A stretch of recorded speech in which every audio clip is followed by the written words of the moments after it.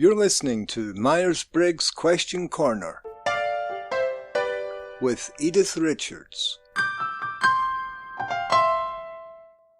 Today's question was inspired by a lovely lady named Kristen. What's a friendship like between an INFJ and an INFP? Although these two are similar, what are the potential sources of conflict? Also, are there any easy ways to tell if a person is an INFJ or an INFP? I'm going to break this podcast into 3 parts: the enjoyable parts of an INFJ-INFP friendship, the frustrations of the friendship, and general differences between the two, which will get into easy ways to spot each. Let's first talk about the similarities of this pairing. It's a win-win relationship in so many ways. Both tend to be warm-hearted, thoughtful, and supportive friends.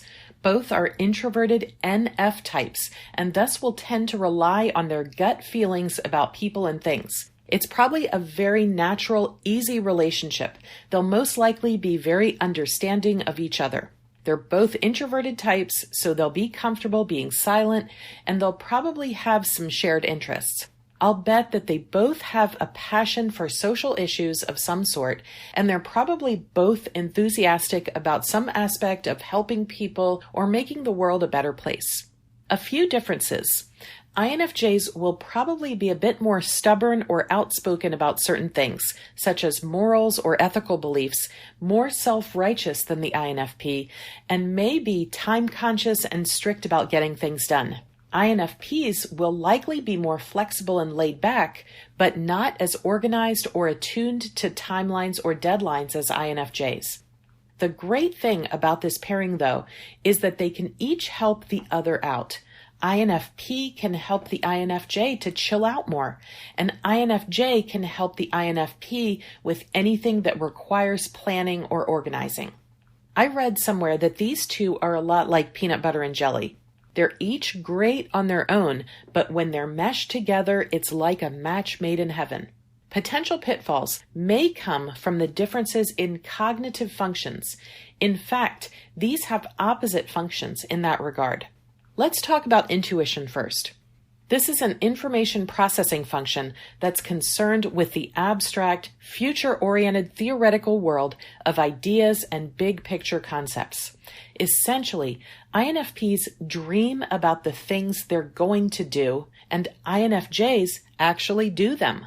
In type theory, there are 2 types of intuition: extroverted, which INFPs use, and introverted, which INFJs use. INFPs are all about brainstorming. The more ideas, the better. The more out-of-the-box, unique, the more intriguing, and the more they want to share it externally.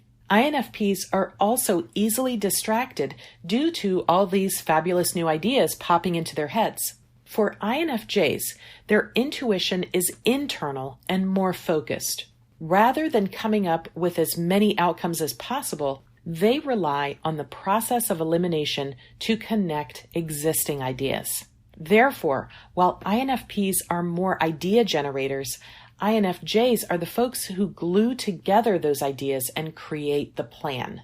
In an ideal world, both can work together to bring the idea to life. It can be frustrating, however, for both if they haven't learned the value of the other. For example, INFJs can get easily frustrated by the INFP's scattered way of blurting out ideas with no sense of cohesion or follow-through, while INFPs can get frustrated by INFJ's tendency to plan too much ahead or structure everything. Let's talk about the decision-making function of feeling. People who use feeling tend to make decisions subjectively with harmony as the objective, and they'll choose being tactful over being truthful. INFPs use introverted feeling, while INFJs use extroverted feeling, and this plays out a little differently too. INFJs are focused on making amenable solutions in the external world, which means they're focused on group values and feelings, not individual feelings. They'll get their cues from society, ethics, and other people. For example, if society deems that eating dog meat is immoral, that's how the INFJ will base their decision of whether or not to eat it. What comes first is what society or a more global scale says about the subject, not so much their own personal views. For INFPs, it's an individual, internal conversation. How do I feel about eating dog meat? Is it right? Do I feel right doing it? An INFP will use this inner guidance to shape their decisions. I've found that for many relationships where there's a difference between extroverted and introverted feeling, there can be some potential issues. INFJ will need to talk out their feelings with their trusted INFP. The INFP may not talk as much out of emotion, but it doesn't mean that he or she doesn't feel. Introverted feelers like INFPs feel very deeply, but their expressions may remain flat, or they may choose to only share certain feelings. But when they do open up, it means they trust you a great deal. INFJs are people pleasers. They're always thinking about the group needs and the values and can adjust their behavior to fit different personalities. They're very aware of social norms. They're good at following them. INFPs don't care as much for social norms or what's expected of them. Because of this, they can appear more weird or awkward. INFJs and INFPs who have been wronged or hurt in some way may also tend to react differently.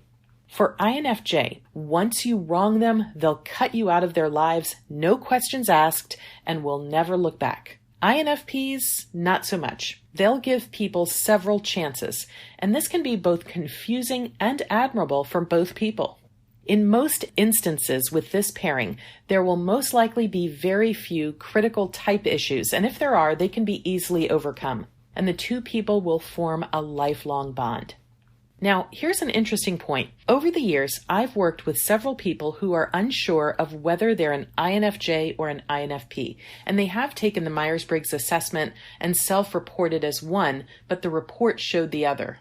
There are several reasons why this could happen, and I've gone into this in more detail on a previous podcast entitled, Why Did My Myers-Briggs Type Change?, available on iTunes, Player FM, or wherever you get your podcasts.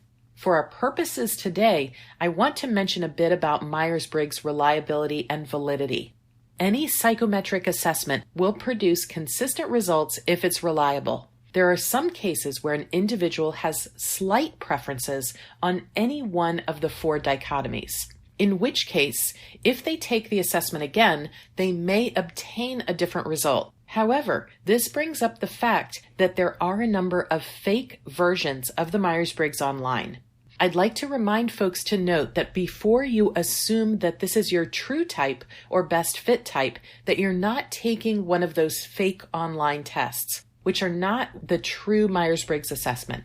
Now, regarding validity, specifically construct validity, any psychometric assessment will have an opportunity for users to self-report, meaning that they have an opportunity to agree with their results through a validation process with a certified practitioner. When this happens, one of the best ways to determine your best fit type is to take a look at the descriptions of the cognitive functions of both. There will most likely be one that will hit the nail on the head. You can also tune into my other podcast series, Myers-Briggs for Midlife Career Changers, and this one can be especially helpful if you're a mid or senior career professional or actively job searching and unsure of the direction you want to go.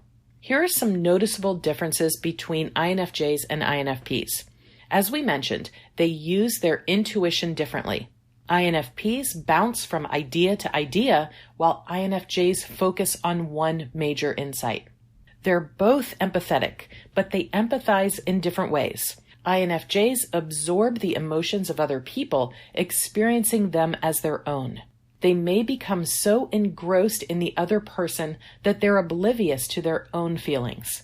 INFPs tend to mirror the other person's emotions within themselves, and they will relate to them more strongly if they've experienced something similar.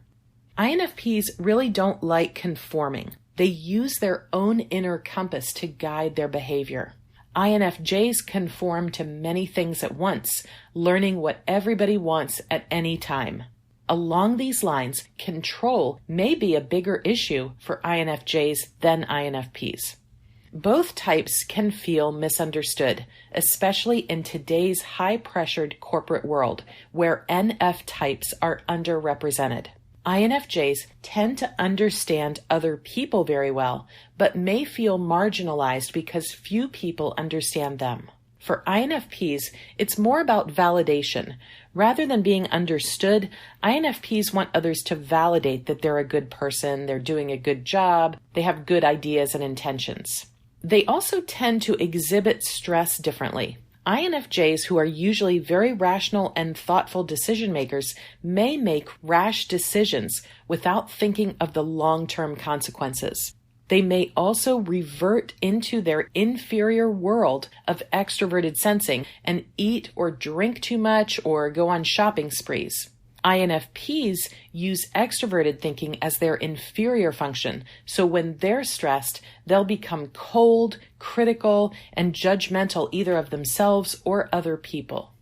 INFPs are more spontaneous people. INFJs can be spontaneous if the person around them is like that, but it's not their general way of being. And there you have it, some of the key similarities and differences between INFJs and INFPs. To sum it up, these two Myers-Briggs types can easily form a lasting and enjoyable friendship or relationship, and both can complement and help each other in many ways. Kristen, thank you so much for asking this question, and thanks again for tuning in to Myers-Briggs Question Corner. Thanks for listening to this episode. If you'd like to hear more, or you'd like to submit a question yourself, then you can find us at www.atopcareer.com. Until next time. MBTI and Myers-Briggs are registered trademarks of the MBTI Trust.